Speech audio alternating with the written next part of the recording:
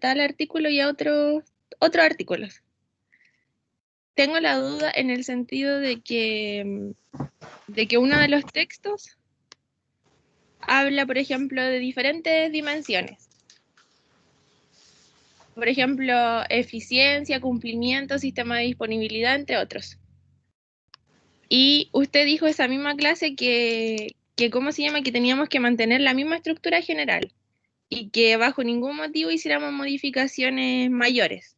En el sentido, pero sí podíamos, por ejemplo, cambiar una palabra para que se entendiera mejor y esas cosas. Mi pregunta es, por ejemplo, si nosotros creemos que, por ejemplo, en cumplimiento hay una serie de subdimensiones. Si podemos dejar, por ejemplo, las otras que nos sirven y eliminar una subdimensión de cumplimiento. A ver, parece que no nos estamos entendiendo. Dame un segundo, a ver.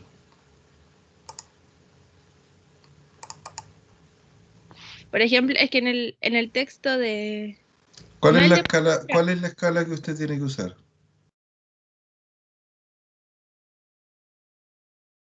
¿Aló? de Likert y esas cosas. No, pero ¿cuál es la escala? ¿Es la de servicio de calidad o es la de familiaridad de marca? Servicio de calidad, eso.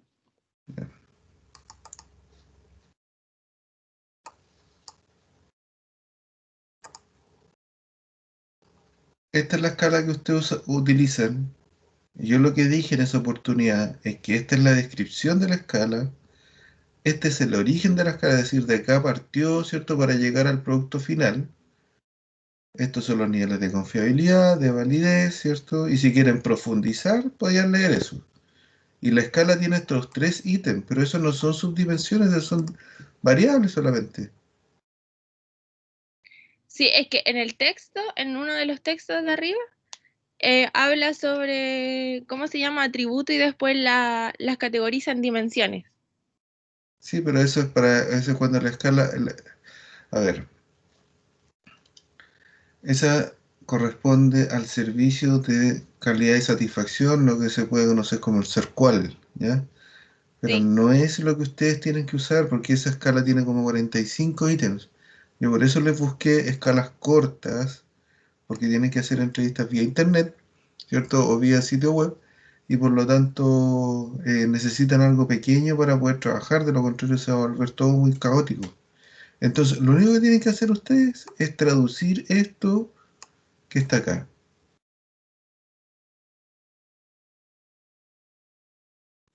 Ah, ya. Es que yo estaba confundida en ese sentido porque esos ítems, por ejemplo, correspondían a la dimensión de eficiencia, por ejemplo. Habían dos de esos ítems, por ejemplo, este sitio web es fácil de usar y si este sitio web hace que sea fácil llegar a cualquier parte del sitio, correspondían a eficiencia. En Pero el esto es texto lo que que tienen que estar, esto es lo que usted debe ocupar porque eso son los descriptores de esta escala, ¿ya? Que es efectivamente el de eficiencia.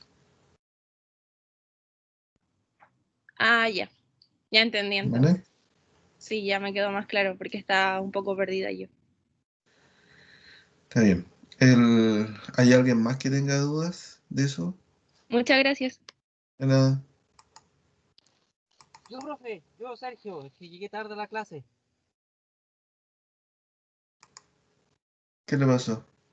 Lo mismo que estaba hablando con Camila. No lo entendí muy bien, es que como yo también estoy como un servicio de sitio web. Por si acaso, ya. Su compañera tenía una duda porque ella empezó a profundizar en el tema y pensaba que tenía que ocupar, en este caso, SERCUAL, que es un cuestionario específico para servicios de calidad. ¿Ya? Entonces, lo que yo le señalé es que ustedes van a ocupar una escala corta que se llama servicios de calidad para los sitios web, que mide específicamente la eficiencia. ¿Ya? Y ustedes solamente lo que deben hacer es, en este caso los grupos que tengan servicios de calidad de las páginas web, tienen que traducir estos tres ítems, nada más. Y ir acomodando obviamente de acuerdo al tema que tienen, ¿cierto? Eso fue lo que dije. Lo mismo para el caso de las personas que tienen familiaridad con la marca, ¿cierto? Que es lo que tenemos ahí. Acá encuentro la descripción, donde está el origen de esa escala, el nivel de confiabilidad, validez, ¿cierto? Pero lo que ustedes traducen y adaptan levemente, ¿cierto? Para sus respectivos temas, son estos tres ítems, ¿ok? Y esta está, en este caso, como una escala diferencial semántico. Y la descripción dice que es, en este caso, no indica el número de, de casillas, en este caso, que hacen el diferencial, pero pueden ocupar unas 5. ¿Ya? ¿Alguien más con dudas de este tipo? Y voy a repetir por nuevamente que en el caso de las personas que deben realizar análisis conjunto, deben estructurar, en este caso, la escala de rango orden de acuerdo a los atributos y niveles de atributos que tienen, y además de eso, generar el diseño ortogonal, y ese diseño ortogonal más el cuestionario son los que deben cargar a la página, en este caso, del LMS. ¿Ya? Bien. Profe, yo tengo una duda. ¿Yo quién es yo? Mauro Mauro, Córdoba. Dígame. sí. ¿Qué tan necesarias son las preguntas filtro si hacemos un muestreo no probabilístico? Porque supone que ahí vamos a elegir como las personas que a nosotros nos convienen. Es que, a ver, no, yo creo que hay dos cosas, hay una confusión ahí. Usted me dice va a ocupar un muestreo probabilístico, No probabilístico. no probabilístico, por conveniencia o por juicio, ¿cierto? Sí. O va a ser por cuota. Entonces, si es un muestreo independiente de que sea, en este caso, por cuota, por juicio o de alguna otra medida, dame un segundo que tengo un problema.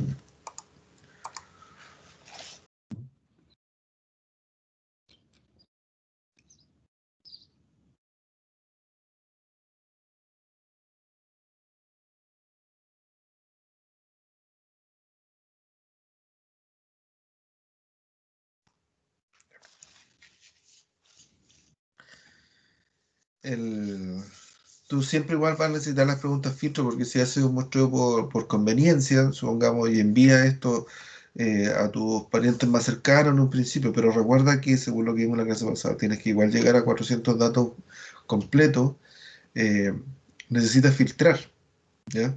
Ujú. Entonces, independiente del tema, si tienes familiaridad con una marca, ¿cierto?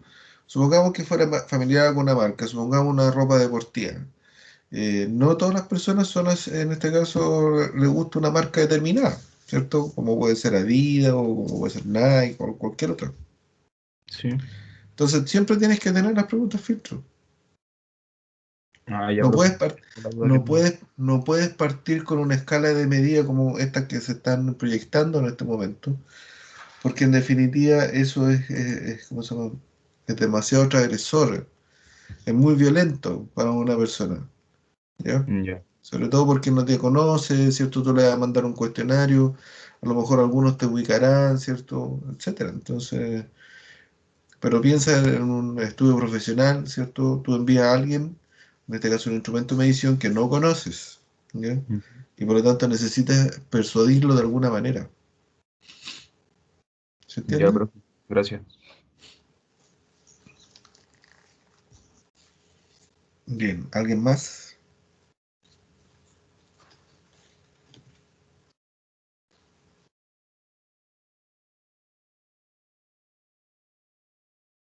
Ya. Dame un segundito, vuelvo de inmediato. Un segundo.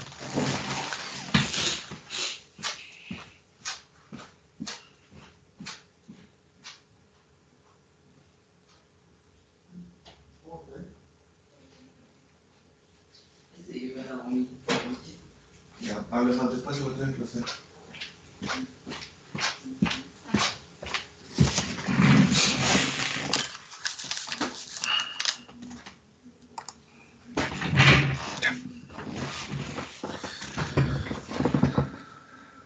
¿Más consultas?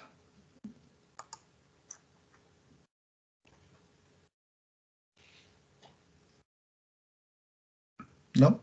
Bien. Entonces,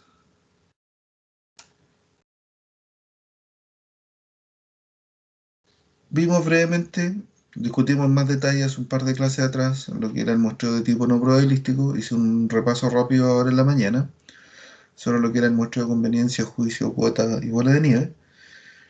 Y tenemos por otro lado los muestreos probabilísticos, en definitiva, que son los que todos los individuos tienen exactamente la misma probabilidad de ser abordados, ¿cierto? Y se dividen en aleatorio simple, sistemático, estratificado, conglomerado y alguno otro que pueda surgir. Pero dentro de esto es importante tener claro que sistemático y estratificado y conglomerado son variantes de un muestreo aleatorio simple. Ahora, un muestreo aleatorio simple por sí mismo eh, es difícil verlo ¿cómo se llama? En el área de investigación de mercado, ¿ya? Porque normalmente, como les señalé en clases anteriores, lo que buscamos es principalmente personas que son consumidores de algo, de algún tipo de bien o de algún tipo de servicio, y por lo tanto a veces necesitamos filtrar, en este caso, a la población para poder determinar una muestra determinada, ¿ya? Sin embargo, en otro tipo de estudio, por ejemplo, si estuviéramos evaluando candidatos presidenciales, ¿cierto? O políticos, en definitiva, sí podría servir un poco más este tipo de muestreo. Pero es la base para los otros muestreos de tipo probabilístico, ¿ok? Entonces, uno de los elementos que generalmente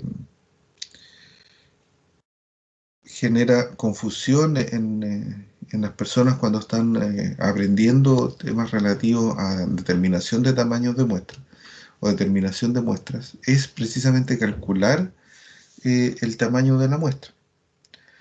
Entonces, en la clase anterior les mostré esta gráfica, ¿cierto? Que muestra un poco la evolución, ¿cierto? En la medida que ustedes van aumentando el tamaño muestral, ¿cierto? ¿Qué sucede con el error, ¿cierto? O el margen de error de la muestra? Como ya les señalé anteriormente, ¿cierto? Cercano más o menos en esta línea, ¿cierto? Por aquí, y del orden de los 1000 datos en adelante, el margen o la diferencia que hay entre cada uno de estos puntos diferenciales, en definitiva, es cada vez menor, ¿cierto? Entonces, ¿qué es lo que pasa acá? Que en la medida que la muestra es más grande, ¿cierto? 1000 o superior a eso, entonces hay una variación pequeña en términos de la precisión, en este caso de la determinación del tamaño de muestra. Incluso señala acá cuando doblamos ese valor, o sea, de 1000 hacia 2000, en definitiva, la precisión va variando más o menos en un 2.2%. Tamaños inferior, o superior, o sea, perdón, inferiores a los 1000 datos, en definitiva, la precisión obviamente va cambiando, ¿ok? Entonces, ¿qué es lo que quiere decir esto? Que en la medida que ustedes tengan muestras más grandes, en definitiva, ¿cierto? Las hace ser, en este caso, más confiables, más representativas, ¿cierto? Y con una tendencia alta hacia lo que es, en este caso, una distribución de tipo normal, ¿ok? Entonces, dentro de lo que es la determinación del tamaño muestra, nosotros podemos hacer la diferenciación entre lo que es una determinación de tamaño muestra por proporciones o bien, en este caso, por variables, ¿ya? Por proporciones, y que fue lo que expliqué en la última sesión, nosotros nos vamos a encontrar con estas dos fórmulas, la población finita y la de poblaciones infinitas, ¿cierto? Con cada uno de sus descriptores. Y dijimos que aplicamos la fórmula de población finita cuando la población era mayor o menor a 100.000.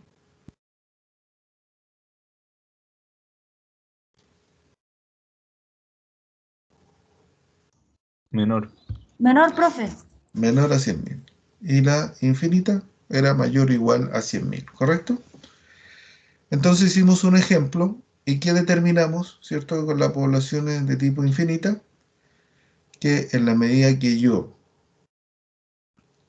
En este caso, si yo tengo desconocimiento absoluto de la población, ¿cierto? Y tengo por un lado la proporción en que la variable estudiada se da en la población, es decir, el éxito. Voy a preguntar en este caso a las personas si me responden a la encuesta, sí, ¿cierto? O el fracaso, la otra probabilidad que en este caso no me respondan la encuesta. Y si yo elevo eso al máximo, que es un 50% de éxito o 50% de fracaso, considerando un 95%, en este caso de confiabilidad, y considerando un 5% del error muestral, ¿cuánto me da el tamaño de la muestra, en definitiva, el estándar? Que ustedes mismos lo calcularon.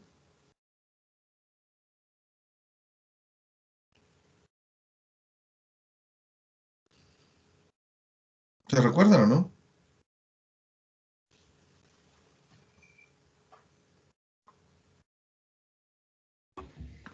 ¿Cómo, profe? ¿Qué dijo? Que se me cayó un poco la silla.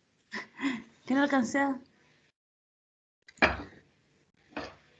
De ¿cuál era el tamaño de la muestra representativa si teníamos un 95% de confianza, una probabilidad de, en este caso, de éxito del 50%, una probabilidad de que no quieran responderme otro 50%, y un error muestral, en este caso, de un 5%? ¿Cuál era el tamaño de la muestra total que nosotros podíamos obtener? Aproximadamente 400, profe, 300 y algo, 380 y algo habíamos calculado. 384, ¿cierto? 380, sí, Y lo aproximábamos a 400. 400. Y con eso yo les dije que desde la perspectiva estadística no iban a tener problemas porque en definitiva 50% de probabilidad de éxito y el complemento, que es el 50% de probabilidad de fracaso, se conoce como la varianza máxima, ¿cierto? Por lo tanto, si a eso lo multiplicamos por el valor z en la tabla normal, ¿cierto? Al 95% de confianza, que era 1,96, y lo dividimos por el error de estimación, que es de un 5%, que ese es el estándar, nos da un valor de 384, ¿cierto? Eso fue lo que calculamos, ¿correcto?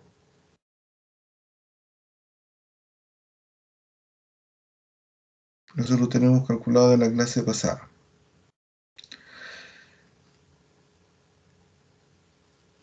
Bien,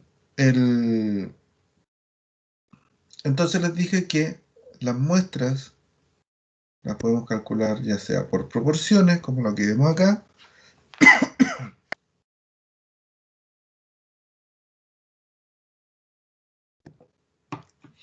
considerando esta situación de éxito y fracaso, ¿cierto? En la varianza máxima. Esa es una forma en este caso, de hacer una estimación del muestreo. Las otras formas, ¿cierto?, están dadas por el muestreo aleatorio simple, que fue lo que ustedes aprendieron en análisis de datos 1, cuando hacían estimaciones por, en este caso, intervalos de confianza y determinaban también tamaños muestrales.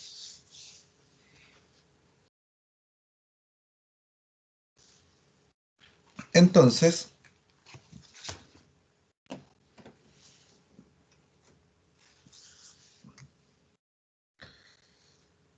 como pueden observar ahí, en este caso el muestreo aleatorio simple lo vamos a utilizar cuando en la población, ¿cierto?, tenemos sujetos que tienen, en este caso, la variable en cuestión que nosotros queremos analizar, ¿ya? Ya sea la variable o las variables. En este caso, por ejemplo, si lo llevamos los tipos de trabajo que deben hacer ustedes, son las variables, ¿correcto? La variable género, la variable edad, más la escala, en este caso, de medida que tienen que evaluar, entre otros. ¿Ok? Ahora, para poder realizar un muestreo aleatorio simple, se deben considerar una serie de pasos, que es lo que vamos a ver a continuación. Lo primero es identificar si la población es finita o infinita, ¿ya? Supongamos, ustedes, si tuvieran que trabajar con la población de Talca, ¿estaríamos hablando de una población finita o infinita?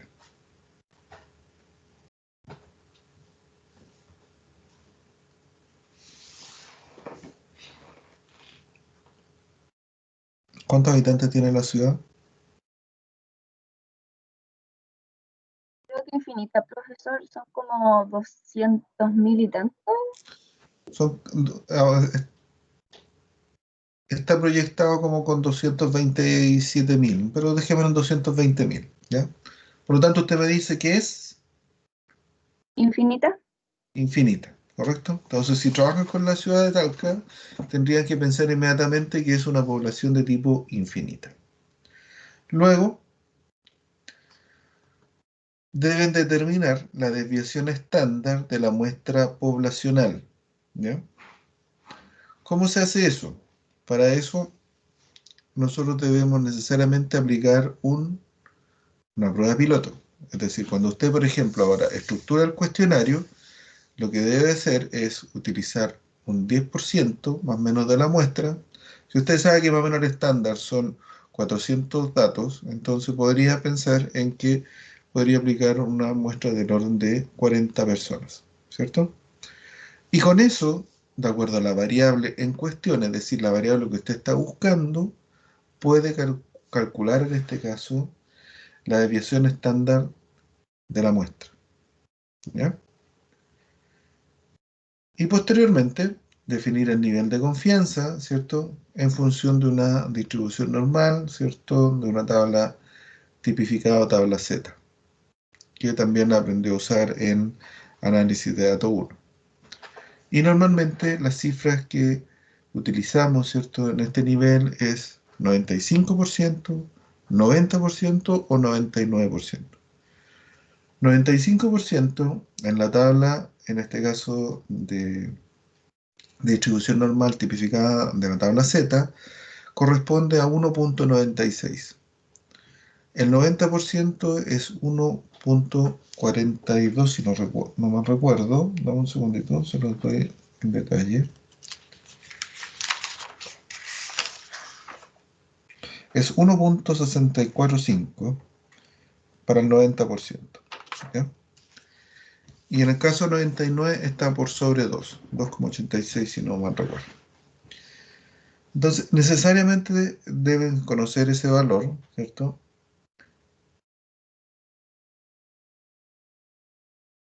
Y luego definir el error de estimación.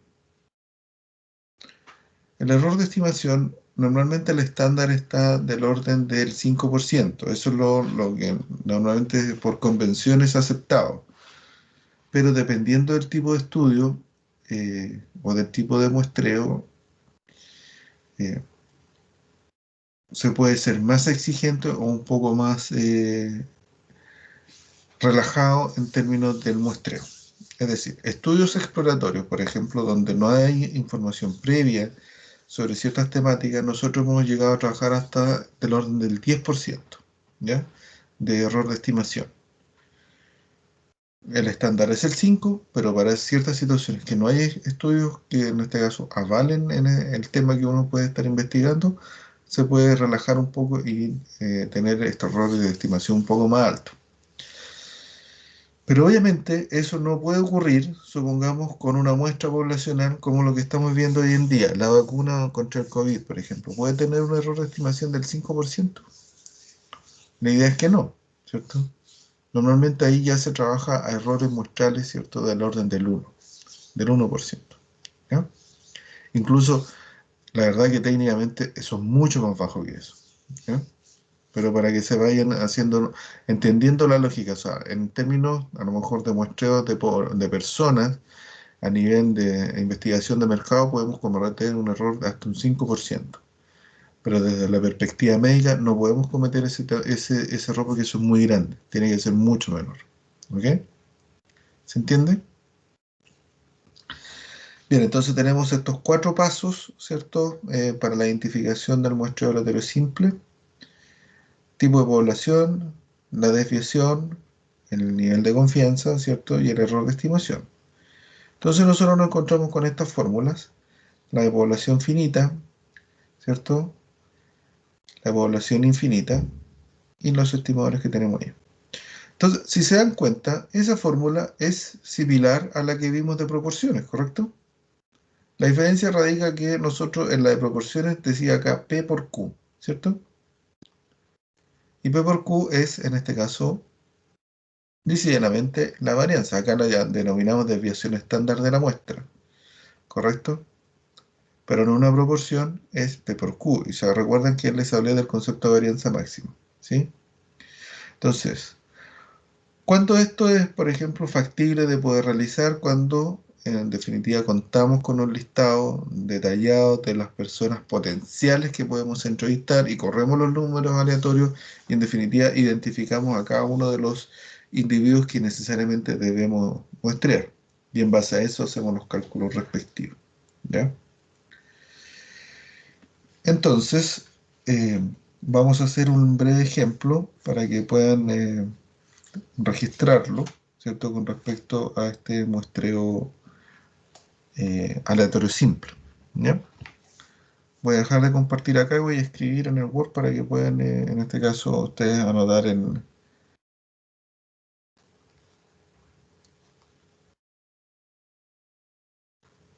ejemplo.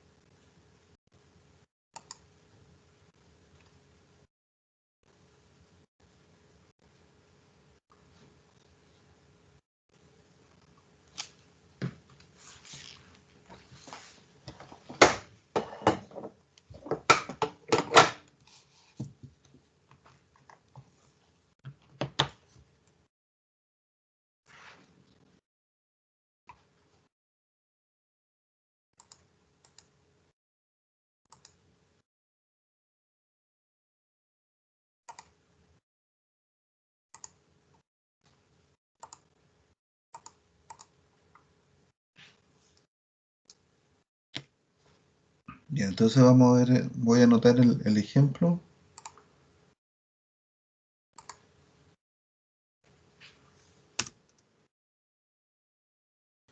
Dice, entonces, una empresa del retail requiere realizar, ¿cierto?, una encuesta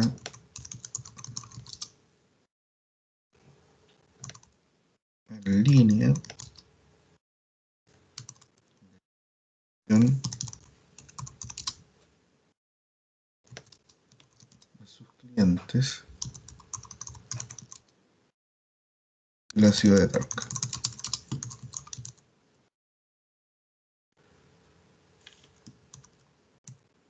Recuerden que uno de los temas importantes es, en este caso, que cuando realizamos muestro aleatorio simple, en este caso, o las variables que en definitiva son interesantes para el estudio.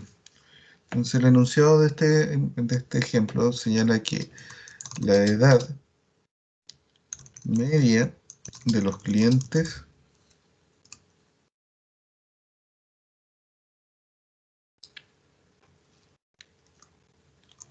que compran por internet es de 40 años.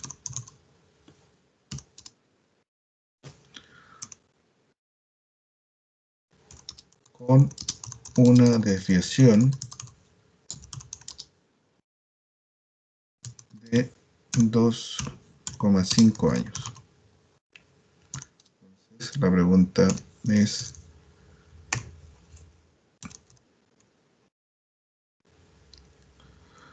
¿cuántos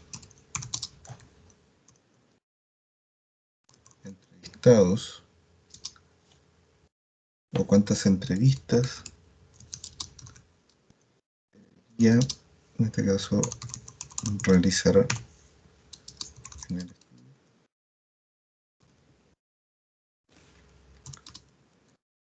asuma un error de estimación 5% y un nivel de confianza del 95%.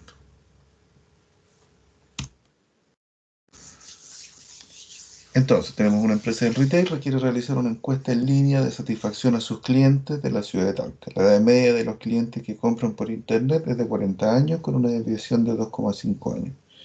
¿Cuántas entrevistas debería realizar en el estudio? Asumir un error de estimación del 5% y un nivel de confianza del 95%. ¿Ya?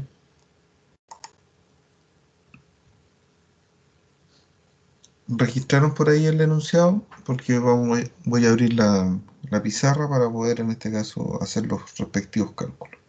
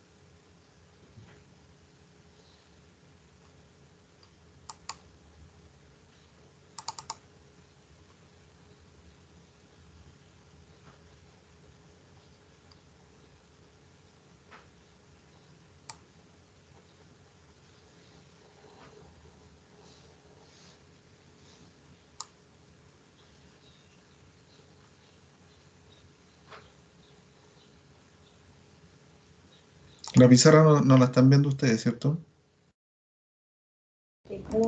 No, profe, no se ve No. nada. Ya, dame un segundo. Porque a mí tampoco me carga, así que por eso.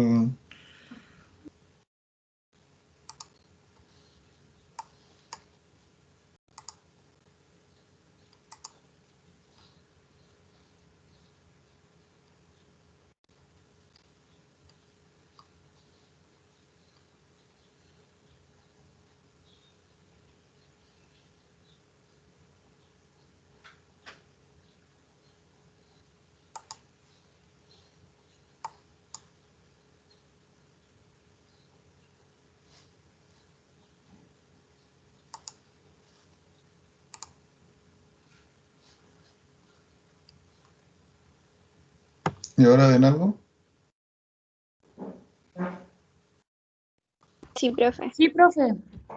Ya, ¿se recuerdan que esto fue lo que vimos la semana anterior? Sí.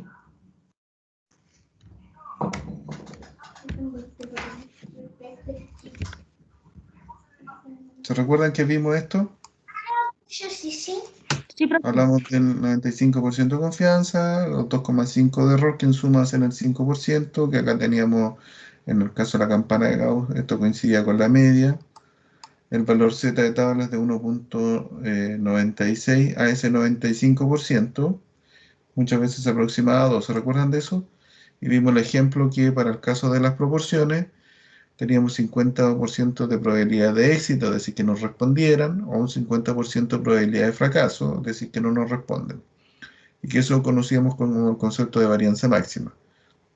El error de estimación del 5% y la muestra de proporciones nos hablaba en este caso que la fórmula era de esta manera, ¿cierto? Y cuando hacíamos los cálculos respectivos quedábamos en que esta era de 384, ¿cierto? 1,96 por 0,5 por 0,5, es decir, 50% de éxito, 50% de fracaso, 5% de error de estimación al cuadrado, y los valores nos dan que era del orden de 384. ¿Sí? Eso fue lo que vimos la clase pasada para el caso de muestreo, en este caso por proporciones. ¿Correcto?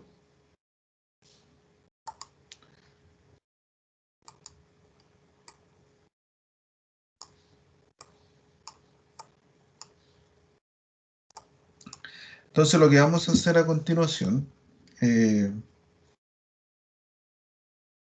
voy a mover esto a otra pantalla acá dentro de mi computador para poder en este caso manipular la tableta. Comparto de inmediato.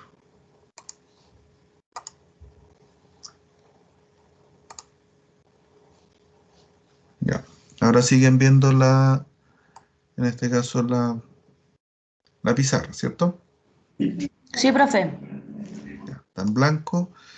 Y dijimos que el ejemplo del muestreo aleatorio simple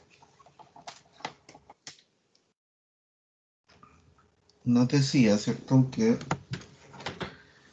había una empresa de retail que en definitiva estaba realizando en este caso este tipo de investigación.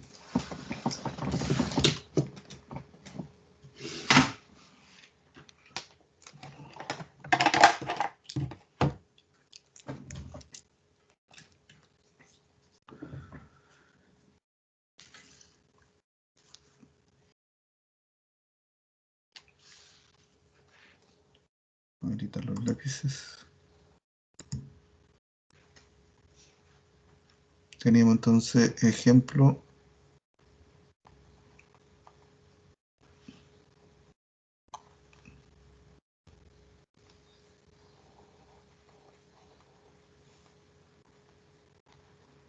de muestreo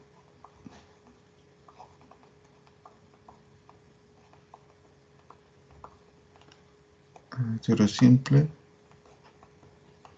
también conocido como MAS, ¿cierto?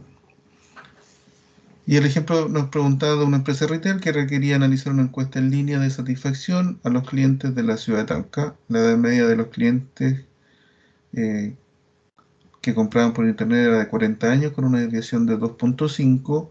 Entonces, ¿cuántas entrevistas deberíamos realizar en el estudio? Y asumir un error de estimación del 5% y un nivel de confianza. ¿Ya? Entonces, brevemente, vamos a decir acá que en definitiva, solamente para contextualizar nada más, empresa entonces de retail,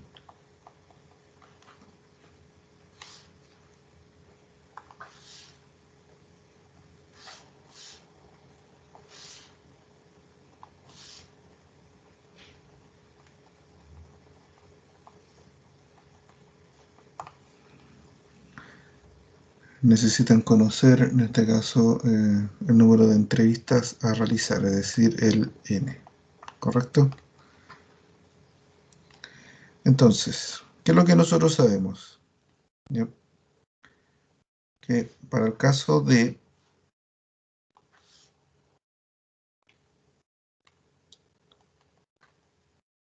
poblaciones finitas en muestreo aleatorio simple, n es igual, en este caso, a la desviación estándar de la muestra dividido por, en este caso, el error de estimación al cuadrado, partido por, en este caso, el nivel de confianza de alfa medio al cuadrado, más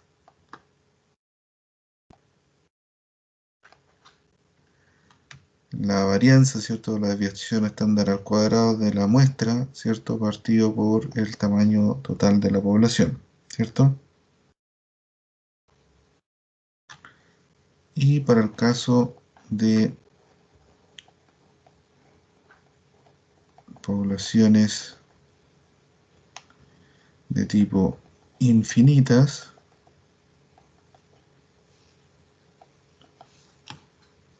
tenemos que n es igual al valor z de alfa o nivel de confianza al cuadrado por la desviación estándar al cuadrado o la desviación estándar de la muestra al cuadrado, más conocido como la varianza, dividido por el error de estimación. ¿Correcto? Entonces, ¿qué datos tenemos para poder realizar este ejemplo?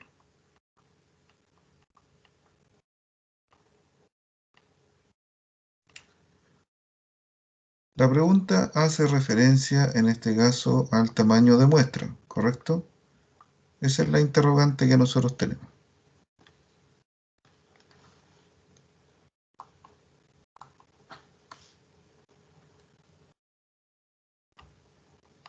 ¿Cierto?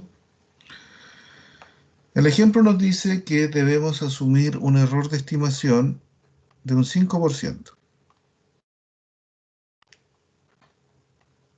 ¿Correcto?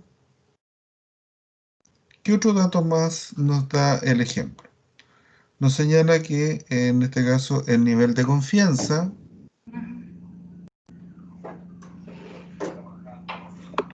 es de un 95%. Y eso, según valor tabla, corresponde a 1,96. 1,96. Correcto. ¿No? Como este ejemplo está referido a la ciudad de Talca, y su compañera dijo, ¿cuánto era el N? Como 200.000 y algo, ¿cierto?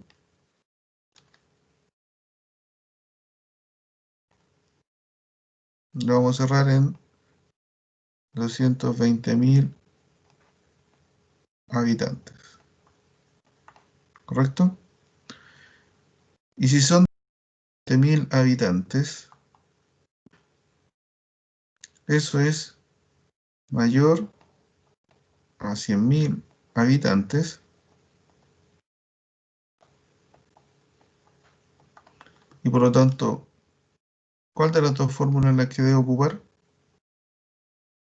¿Poblaciones finitas Infinita. o infinitas?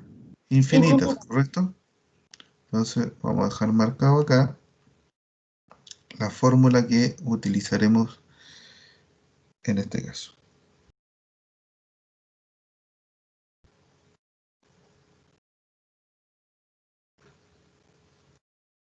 ¿Sí?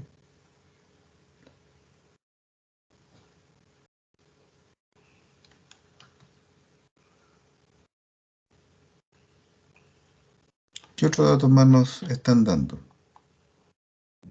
La desviación, profe. Nos dan la desviación, ¿cierto? Dicen que la desviación es de 2,5 años. 2,5 años.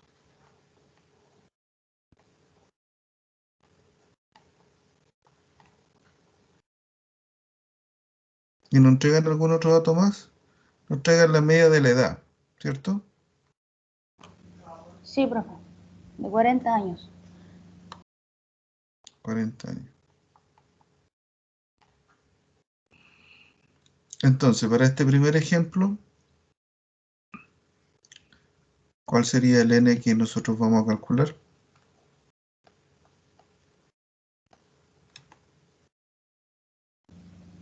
El infinito, profe. Z al cuadrado. Tendríamos que z de alfa al cuadrado sería 1,96. 96 al cuadrado Ujú. multiplicado por 2,5 al cuadrado. 2,5 al cuadrado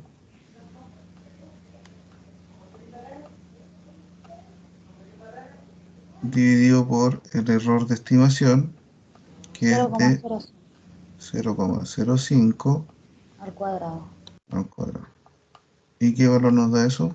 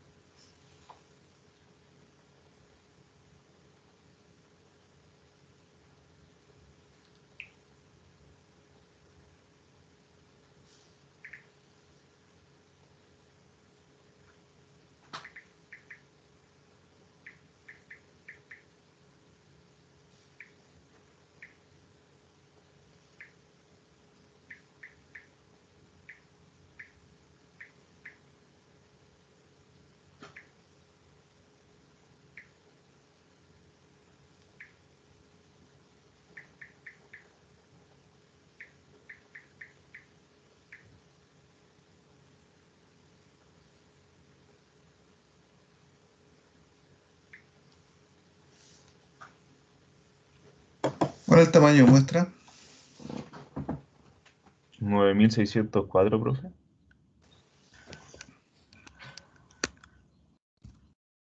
El resultado entonces es, ¿cuántas entrevistas deben realizar? 9.604 personas.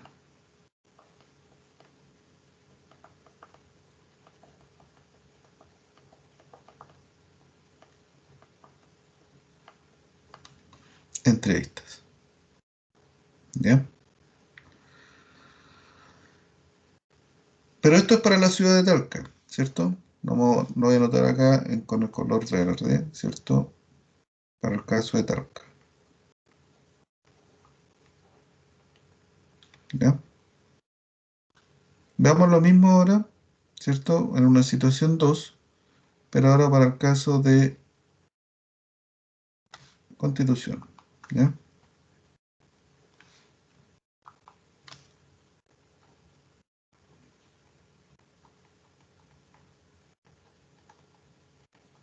¿Cuánto es la población de Constitución, más o menos?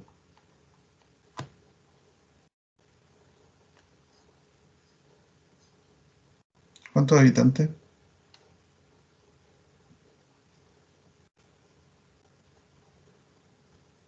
¿No hay nadie de Constitución aquí? Profe, según aquí en internet, dice que el censo del 2017 habían 46.068 habitantes. Correcto. Se aproxima siempre a del orden de 50.000. ¿Ya? Para hacerlo como una cifra redonda. Ya, Si es 50.000, entonces es menor a 100.000. 100.000. Por lo tanto, ¿qué fórmula ocupamos acá? La finita. La fórmula de poblaciones de tipo finita. Es decir, esta que yo estoy encerrando ahora con verde. ¿Correcto? Hagamos los cálculos. Nuevamente, el n sigue siendo la duda. Por lo tanto, en este caso, n va a ser igual a... ¿Tenemos la desviación? Sí. 2,5 años, en este caso al cuadrado. ¿Conocemos el error? Sí, es un 5%, por lo tanto es 0,05 al cuadrado, dividido por el valor de, seguimos con el mismo nivel de confianza, 1,96, ¿cierto? Al cuadrado, más la corrección que tenemos de la desviación, que siguen siendo los 2,5 al cuadrado, dividido ahora por el n, que son 50.000.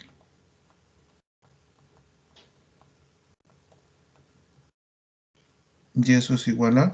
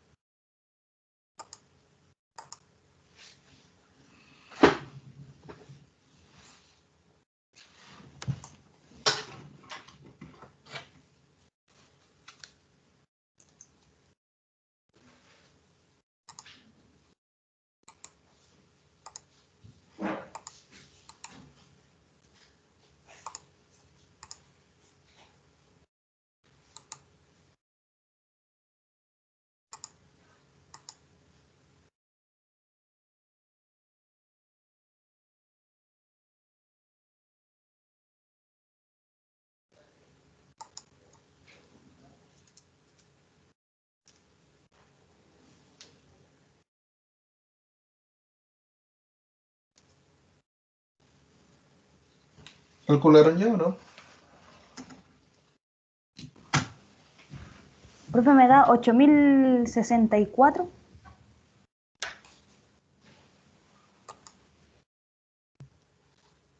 ¿Alguien más?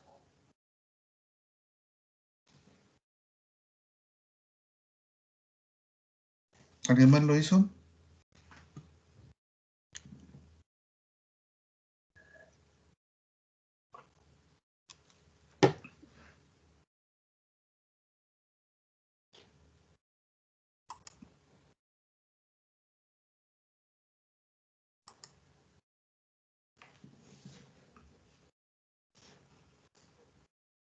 A mí me da 8.056. La diferencia está que yo lo hago en el Excel.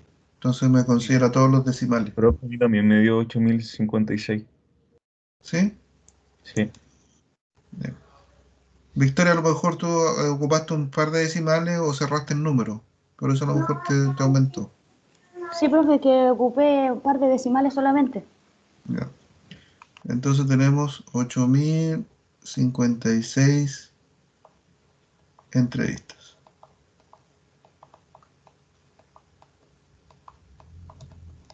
¿Estamos? ¿Entienden la diferencia con el otro? En este caso, ¿cierto? Tomamos una variable en cuestión, ¿cierto? Que era, por ejemplo, la edad, ¿ya? A diferencia, perdón, para el caso del muestreo aleatorio simple, nosotros siempre vamos a tomar una variable en cuestión como el caso en este caso es la edad, podríamos haber tomado cualquier otra, ¿vale? Pero si nos vamos al muestreo de proporciones, perdón, donde veíamos en este caso esta otra fórmula, en la que tenemos acá, la gran diferencia radica solamente acá, que acá utilizamos el concepto de varianza máxima, en este caso que es un porcentaje, 50% y 50%, ¿correcto? Pero si se fijan, las fórmulas son similares. De hecho, acá tenemos la de muestreo proporcional y acá tenemos la de muestreo aleatorio simple. ¿Ya? ¿Alguna duda con respecto a esto?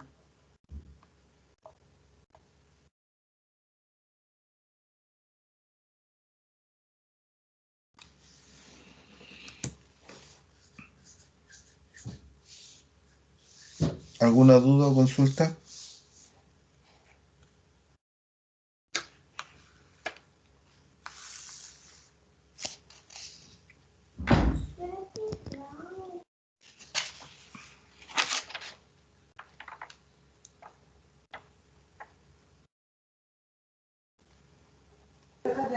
Profe, ahí lo calculé con todos los decimales y sí me da los 8056. Ok, gracias.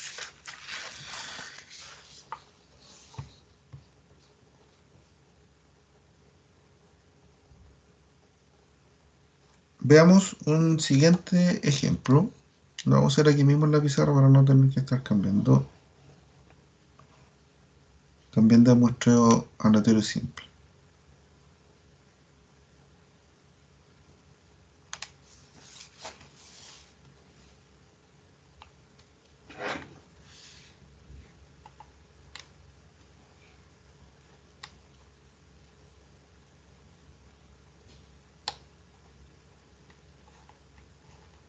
Entonces vamos a ver, para que lo puedan anotar ustedes, ejemplo, en este caso también de eh, más, muestra aleatorio simple, eso significa más, en este caso para poblaciones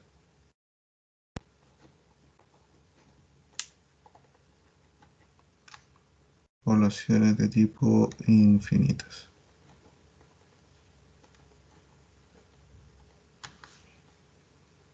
Entonces tenemos acá que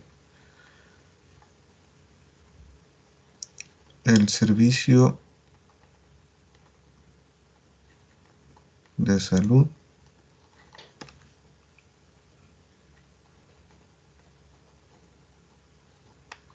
ha,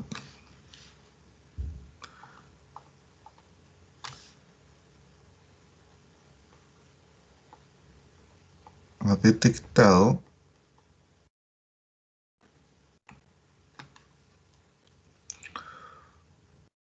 una variación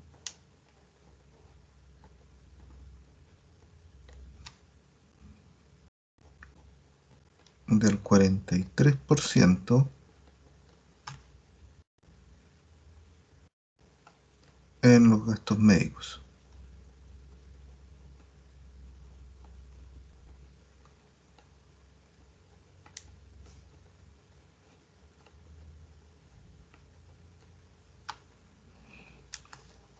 De los adultos mayores.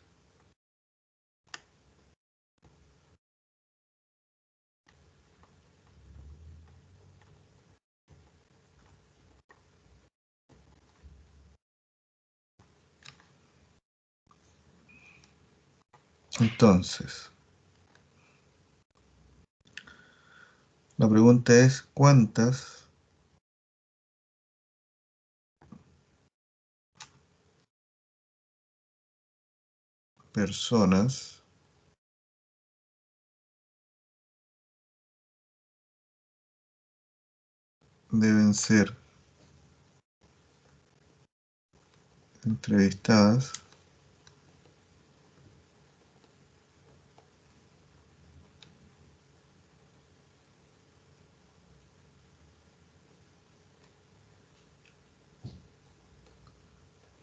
personas deben ser entrevistadas considerando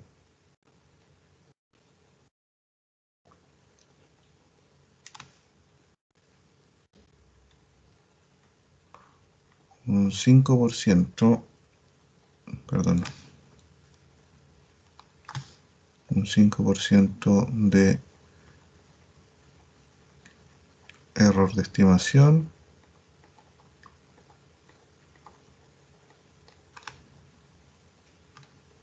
Y en esta ahora 90% de confianza.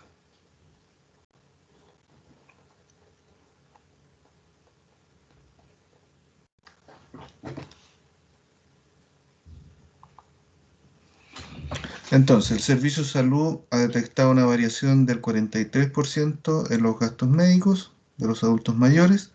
La pregunta es cuántas personas deben ser entrevistadas, considerando un 5% de error de estimación y un 90% de confianza.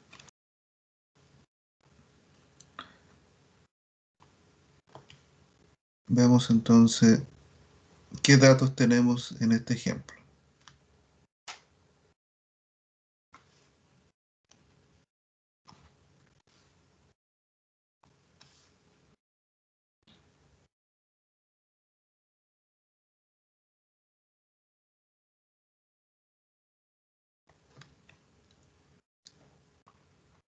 La pregunta nuevamente es ¿cuántas personas debemos entrevistar? ¿Cierto?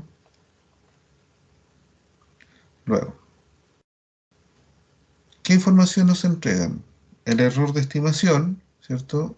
Que nos indican que es de un 5%. Nos entregan también el nivel de confianza, Z de alfa, que es 90%. ¿Y qué otra información más nos entregan? Que la variación, en este caso de los gastos médicos, es de un 43%. Por lo tanto, la variación o la desviación, ¿cierto?, de la muestra, vamos a colocar su X, es de 0,43, ¿ya? Que es lo que es lo mismo decir 43%. ¿Correcto?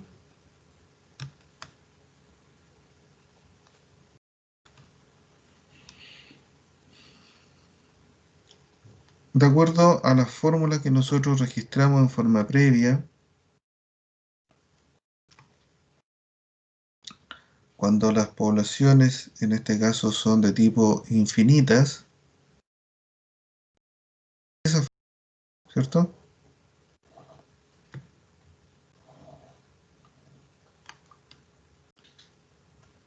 Por lo tanto, la fórmula es n es igual a z de alfa al cuadrado multiplicado por la desviación estándar de la muestra, en este caso, sub x al cuadrado dividido por el error de estimación al cuadrado. Si reemplazamos los valores, tenemos que z de alfa, ¿cuánto será el valor, en este caso, de la tabla? Ahora ya no es un 95%, sino que es 90%. En 95 sabíamos que era 1,96, pero en el 90%, ¿cuánto es el valor de tabla? ¿Alguien lo tiene por ahí? 1,65, profe. 1,645, ¿ya?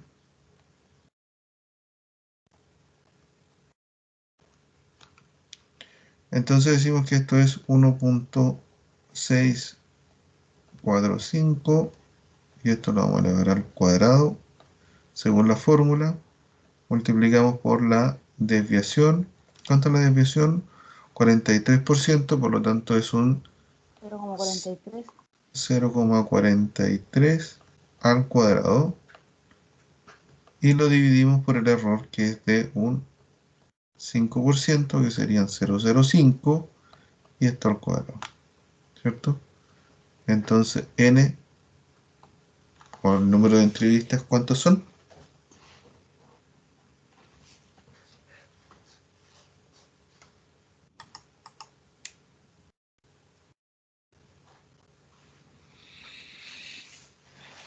¿200, profe? Sí, 200. ¿Están extrañados? ¿Muy poco, dicen ustedes? Sí. 200. Sí, porque en el otro habíamos visto 8.000, 9.000. ¿Pero qué hace la diferencia? ¿Se dan cuenta de lo que hace la diferencia, no? Ah, que acá no se considera el N en la población infinita. Es que cuando, mira,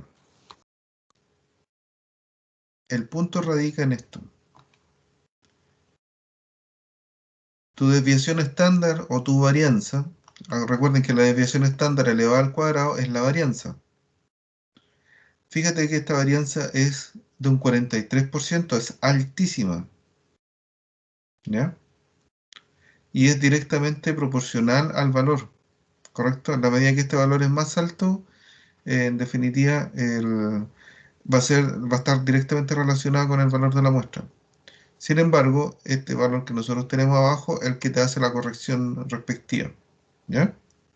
Entonces, y por eso el número te da más pequeño, en comparación, por ejemplo, con lo que tenía acá, que en el caso de Constitución, ¿cierto? Nosotros teníamos una varianza que era de 2.5. Ahora, ¿cuál es la diferencia? En que este es un factor de corrección, ¿ya? Y al ser un factor de corrección, en fórmulas de poblaciones de tipo finitas, en definitiva, siempre te va a tender a sacar números un poco más elevados, ¿ya? O sea, la diferencia entre un muestreo, en este caso por poblaciones infinitas, y uno por poblaciones finitas respecto a esto, si te dan cuenta con los mismos valores, es muy poca la diferencia de cambio. O sea, estamos hablando de 1500 datos en volumen, ¿cierto?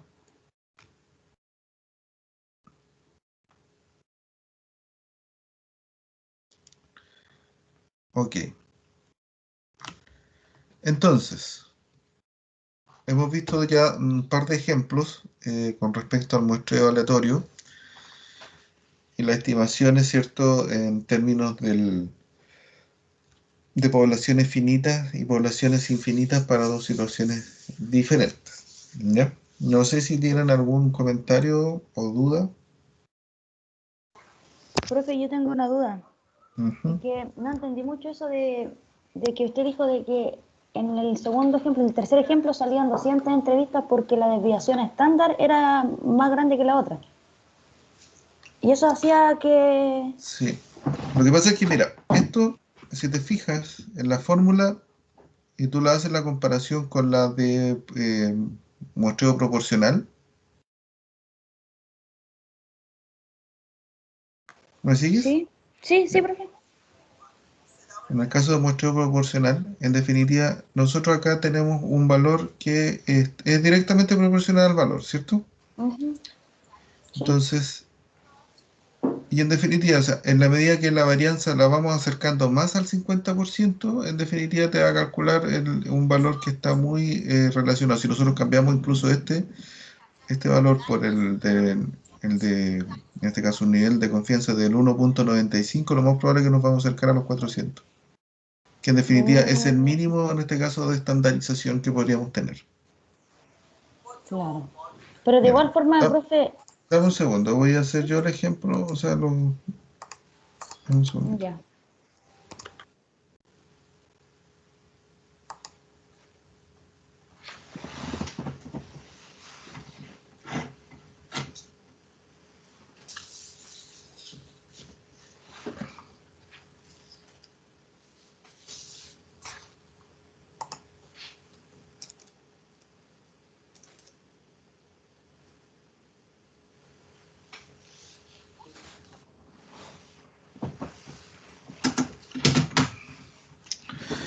Yo hice el cálculo, que reemplacé ese valor y te da, en este caso, 284, ¿ya? Es decir, porque te está en definitiva calculando el 43% en este caso, del nivel de confianza que ya era de un 95.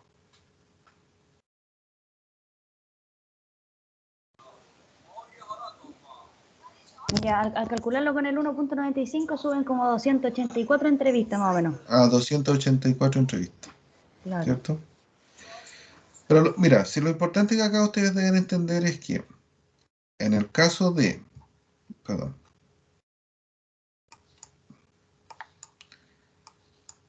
en el caso de los muestreos de tipo proporcionales, como estos, ¿ya?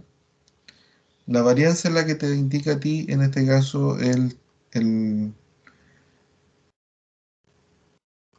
diferencial que está dado o el valor que en definitiva te va a calcular como tamaño de muestra, ¿ya? Porque estos valores generalmente se mantienen constantes, ¿cierto? Como ya les dije, trabajamos al 90, 95 o al 99 y el error normalmente en esta área es de un 5%. Por lo tanto, la varianza es la que te coloca en definitiva el valor final del tamaño de muestra, ¿vale? Y eso lo hacemos acá en términos de un porcentaje, ¿sí?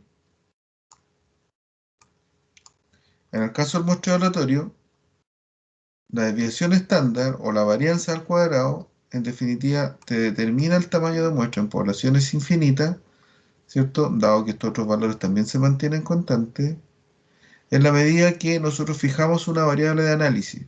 Para el caso del primer ejemplo fue los años, ¿cierto? O la edad. El diferencial en este caso era una desviación estándar de 2.5 años, ¿sí? Sí. Y en el caso de acá, nosotros hablamos de una variación del gasto, ¿ya? El gasto médico es nuestra variación, ¿sí? Y que es el valor que nosotros tenemos aquí. Y es el que nos condiciona, en este caso, el tamaño de la muestra. Es decir, tú entrevistando a 200 personas, ¿cierto? Una vez registrado en forma previa una variación del gasto, tú tendrías una noción, en este caso, de que efectivamente se están viendo afectados o no por esas variaciones. En este caso, de los gastos médicos en las personas. ¿Ya?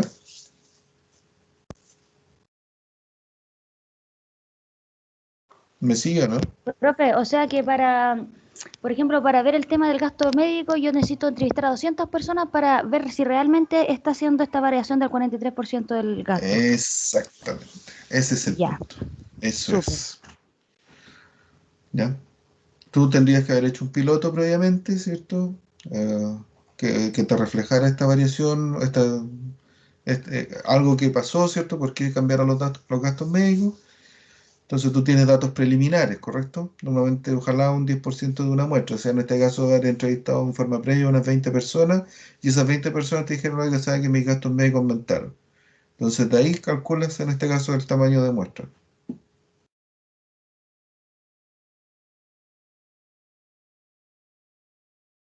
Ya, profe, me quedó mucho más claro. Muchas gracias. Vale.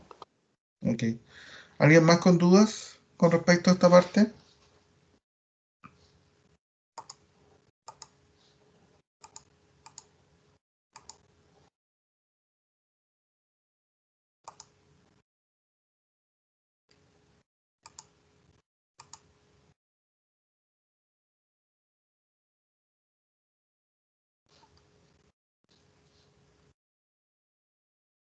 ¿Alguien más con dudas?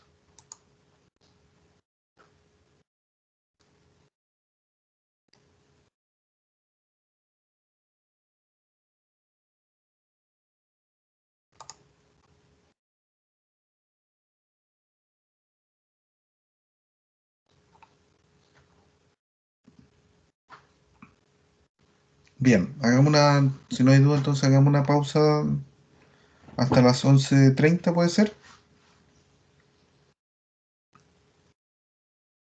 Para que veamos Ya, la última parte que nos queda.